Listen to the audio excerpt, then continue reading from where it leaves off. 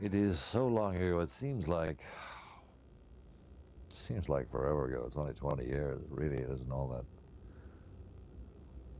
that long. There was kind of a strange attitude. I think it was the only character I have ever played that frightened me.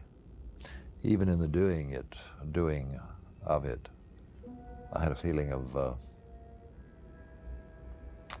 perhaps on occasion becoming too near to Dracula or too much the character, and I used to walk away from the set hoping that the entire production would end as soon as possible, because I didn't really want to become Dracula, you know. So the reason for doing Dracula is that I had worked with Dan Curtis previously on Jekyll and Hyde, and I knew that it would be done very well and with great authenticity. Besides, it's kind of a spellbinding character.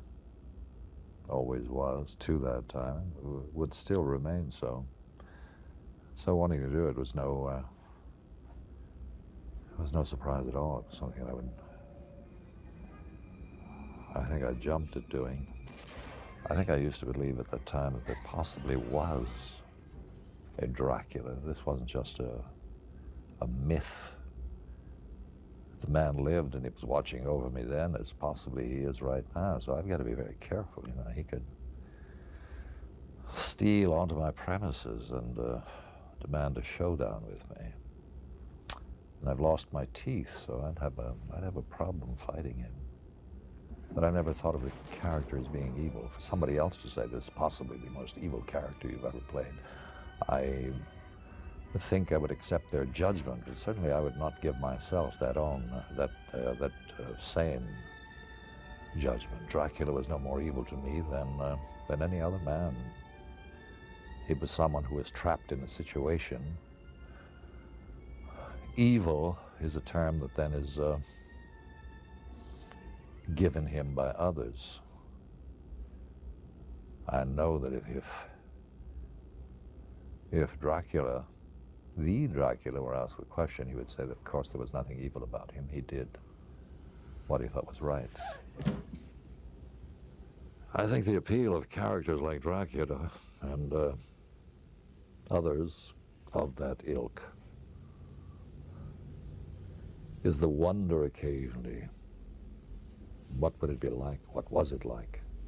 This is so different. This is another world. Did it really exist? Could I become part of it for a time without hurting myself or having myself hurt?